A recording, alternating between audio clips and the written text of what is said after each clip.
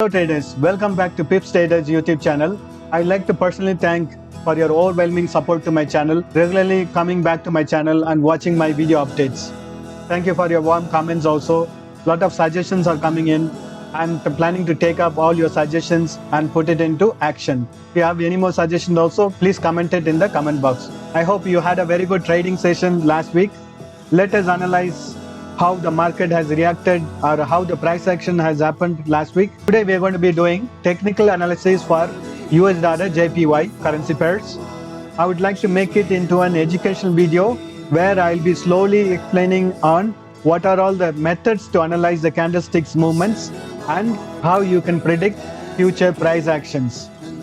As usual, I'm going to start the analysis from monthly time frame and then weekly time frame, daily time frame, then to hourly time frames. So I'm in monthly time frames now. As usual, you can see from uptrend it had retraced, downtrend started, then uptrend started, again retraced, then uptrend started, then retraced, then a consolidation sort of thing. When you see it overall from monthly time frame view, it is a consolidation phase in monthly time frame.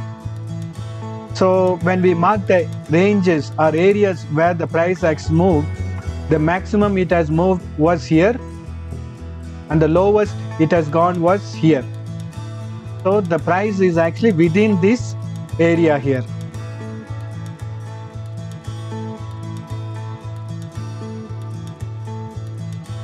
It hasn't moved up or it hasn't broken this lower support. And when we see it here, second retracement, it has made the retracement, and second lowest retracement it has made was up to here. Then it has bounced back. We have the highest price and retraced price, then lowest price also where it has stayed. Let me mark the price here. So highest it has traveled was 123.671. It has retraced to this level. This is 101.060. This is the lowest price. This was the lowest price it has gone. So we have the highest price it has traveled, the middle point where it is retraced once. So we have a full picture of the price action in monthly time frame. So and also we can notice that there is a trend line. So the bottommost point was here. After that it didn't retrace back, and the price in uptrend.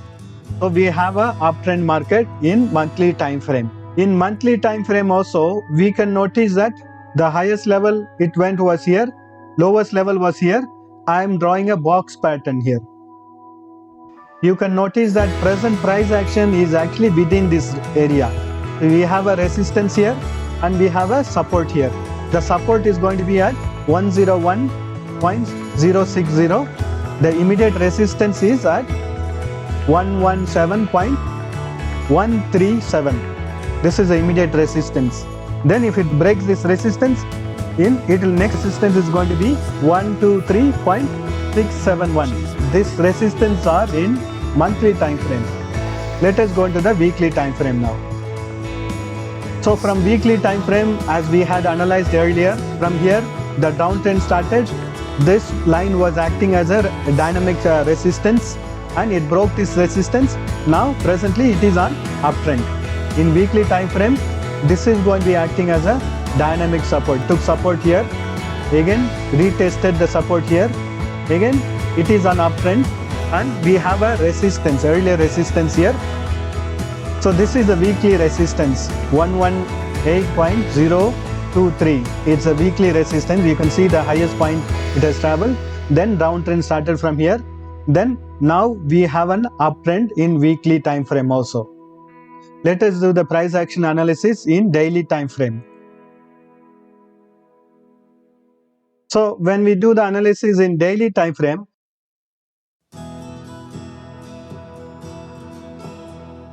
in daily time frame also we have a very nice uptrend going, and this was a resistance, it got broken. Next resistance was at this level here, it got broken. Now again it is going up. That is the information we have from daily time frame. Let us do the analysis in hourly time frame.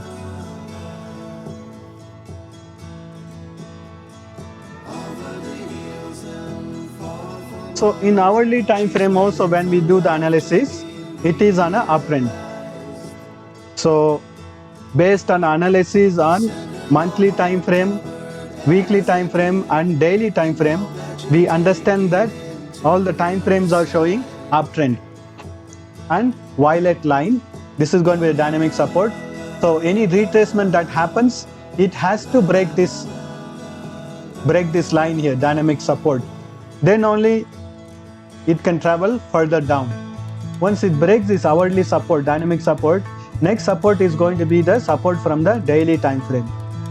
Daily time frame is much stronger than hourly time frame. We can expect a rebound to happen.